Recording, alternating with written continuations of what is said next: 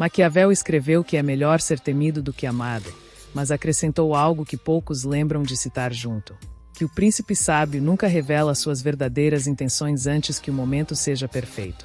Eobard Tawney, o Reverso Flash, é o personagem que mais completamente encarna essa ideia em toda a cultura pop recente, e o que torna ele tão fascinante de analisar não é a crueldade, mas a paciência.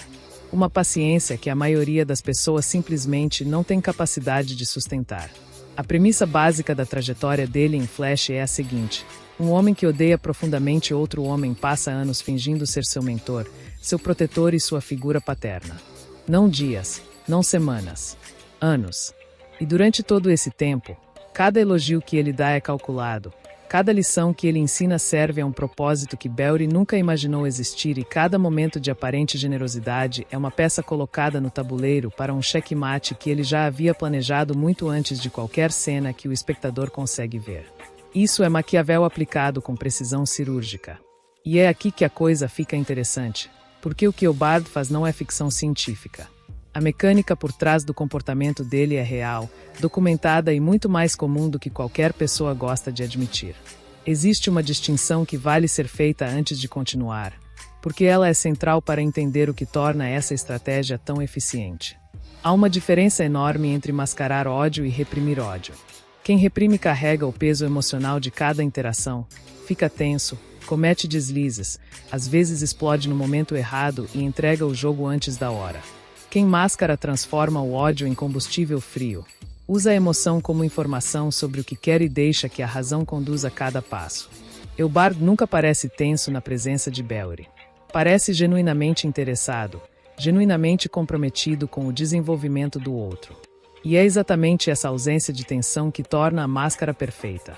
Se você ainda não se inscreveu no canal, faz isso agora. Tem muito mais análise desse tipo vindo por aí.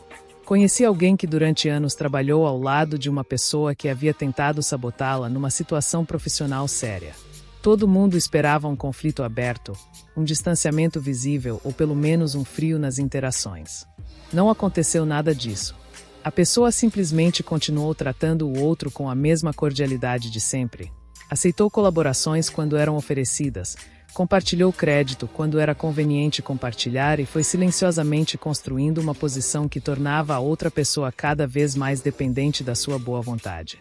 Quando o momento certo chegou, a saída do adversário da empresa foi uma consequência de decisões que ele mesmo havia tomado, sem que ninguém pudesse apontar nenhuma interferência externa.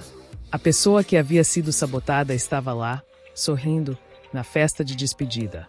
Isso é o que Eobard ensina sem nunca nomear. A vingança mais eficiente não tem a sua impressão digital. Ela parece inevitável, parece consequência natural de escolhas do próprio adversário. Parece ter acontecido sozinha enquanto você estava ocupado com outras coisas. O próximo ponto muda tudo, porque existe uma camada nessa estratégia que vai além da vingança e que tem aplicação direta em qualquer situação competitiva. Usar um inimigo em seu benefício enquanto ele acredita ser seu aliado exige duas coisas que raramente coexistem na mesma pessoa. Exige um controle emocional que permite interagir com quem você não suporta sem deixar transparecer nada disso. E exige uma clareza de objetivo tão profunda que cada interação com essa pessoa, mesmo as mais triviais, é processada internamente pela pergunta de como isso serve ao plano. Eobard nunca está simplesmente conversando com Belry. Ele está sempre avaliando, coletando informação, posicionando peças. E faz isso com um sorriso que nunca parece forçado. Maquiavel descreveu algo parecido ao falar sobre o príncipe que mantém aliados que desconfia, não por ingenuidade, mas porque um aliado que você monitora de perto é muito mais útil do que um inimigo declarado que você não consegue mais observar. Quando você rompe com alguém abertamente, você perde o acesso. Quando você mantém a relação com uma máscara funcional, você continua vendo tudo, continua recebendo informação e continua tendo influência sobre o comportamento dessa pessoa sem que ela saiba que você está usando isso. O que Eobard Tawney representa, no fim de tudo, não é vilania no sentido simples da palavra.